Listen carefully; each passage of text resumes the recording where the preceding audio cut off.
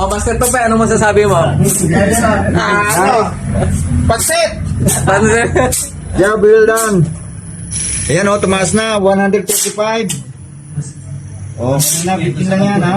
O, 134. So, ganyan ang andar niyan. Tumaas na. So, hindi magbabago ito. Ang mababago lang yan ang compression. Wow! Tingnan mo ngayon. Lakas nun ah.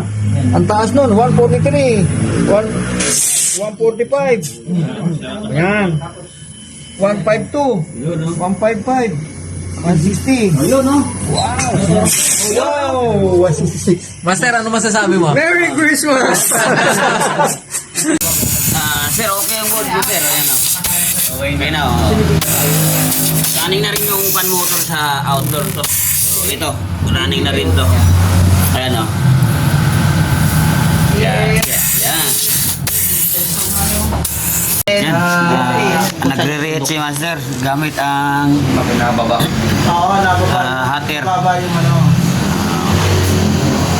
Palit siya ng optocoupler. So, yun. 5PR pala yun. 5PR na to. 5TR. 5TR ang kapasitor na, yan, 5. Tapos yung tatlo, 3TR.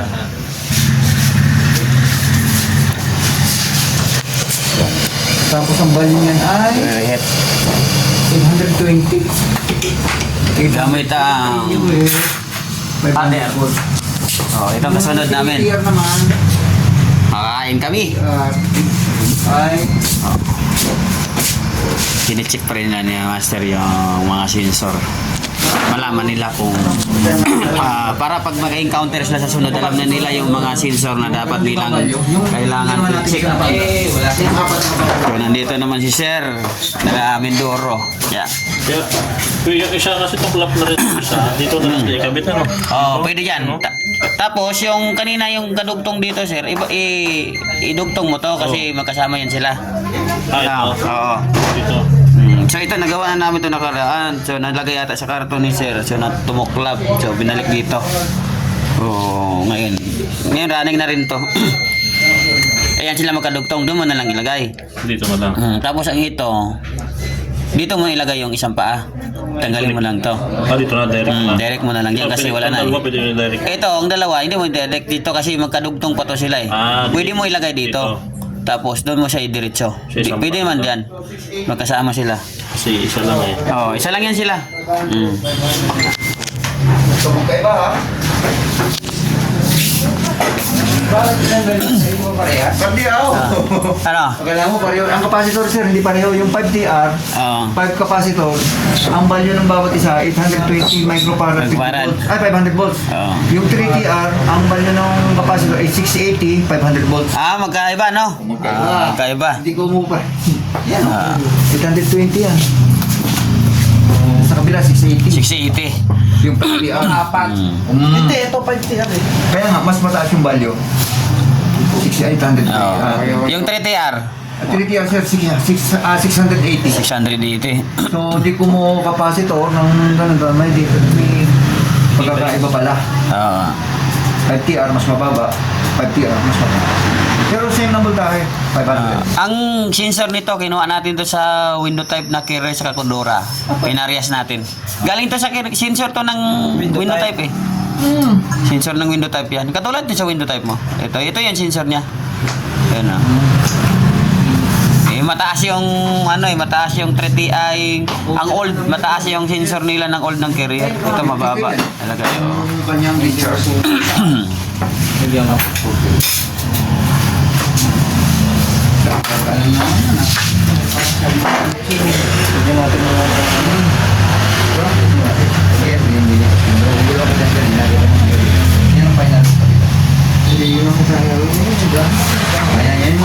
susukat mo yan. Inaagaw nitong Autocoupler. Pero pag binibigtad mo siya, ayun sa kabila, ang resistor na babasa. Habang tumatagay. So, nag-aaral pa rin. Ibig sabihin, Tuloy-tuloy ba yan? pag-aaral. Malamang good yan. kasi ang nabasa ng isa, yung sa dito sa... Eh, Master, ano, sir? Walang pakialam dito, sir, yung relihiyon? Sir? Walang pakialam relihiyon dito? So, hindi ka nagiinom? Master, maandar na ba yan? Yun, 100. Yun! Oh, Master Tope, ano masasabi mo? Pansit! Pansit. Job well done. Ayan o, tumaas na, 135. O, kanina, 15 lang yan ha. O, 134. So, ganyan ang andar niyan. Tumaas na. So, hindi magbabago ito. Ang mababago lang yan, ang compressor. Wow! Tingnan mo yun, lakas nun ah. Ang taas nun, 143. 145. Ayan. 152. 155. 160. Ayun, no? Wow!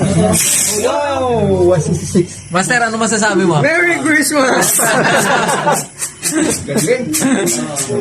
Palit na talaga ng board! Board na talaga. Meron pa dito, meron Board na talaga. Yeah, para maisa pa kayo. Board na talaga. Hindi pa, kalangin. Oo, ayan, subukan na. Ito mga kalibre, ito na yung natapos nila. So, nakalagay dyan, ay iwan error, tapos itong isa. So, iwan error to, ibang customer to. So, tatlo to, mayroon lang silang hindi nagawa dito. Ito. Kasi naubusan na kami ng oras. So, ito yung hindi nila nagawa. So, nagpalit na sila ng system IC. So, ano pa pinapalitan nila ito? So, hindi pa rin nagawa ito. So, mamaya ito trouble natin to para makita natin at i-bullshit natin kung ano talaga pinaka-problema kasi last session namin eh. So, pag last session, pinabayaan ko lang sila kung anong gagawin nila sa repair ng board. So, ito yung indoor ng isa. Dalawang tawag dito. Dalawang customer. So, tapos na yung isa. Wala. Ito. Dalawang board to. Ito, carrier to na 5TR. So, ito, 1, 2, 3, 4, 5. Pagka-apat lang, 3TR carrier. Floor mounted to. Kaya lang, ang dami namin ginagawa. Ang daming nagpapagawa agad itong board. Pero hindi natin alam kung sadyang matagal na ba o talagang sadyang gano'n na talaga siya. Tingnan mo yung board ng indoor o parang board ng tama, indoor wall. So parang window type lang yung laki. Tingnan nyo naman yan o ganyan lang yung board ng kung naka-encounter kayo nito. Floor mounted to na carrier. So konti lang ang parts niya. So dalawang bridge diode to. Ito, dalawang bridge diode dyan. Tapos isang shock diode, tsaka dalawang MOSFET. So ang IPM nito malaki. So, tingnan natin. Bukas pa pala ito. So ayan. So ito dalawang diode. Tapos ito, nakalagay di QD. Yan, dalawang MOSFET, isang shock diode. Tsaka ito yung IPM niyan malaki. Diba? Simple lang ang pagka-design ng board na to. Kaya medyo hindi siya mahirap i-repair. So, ang system niya katulad lang din ng window type. Mayroon dito sa window type. So, ganyan. Yung op-amp IC niya, dalawa yan. Kasi dalawa yung MOSFET. Coupler, pan motor, easy pan motor lang din siya. Tapos dalawa na nilagay nilang relay, dalawa din nilagay nilang TPC. So ganun lang kasimple ang design ng board ng carrier na 3TR saka 5TR. Tingnan mo yung meron akong spare. So adios.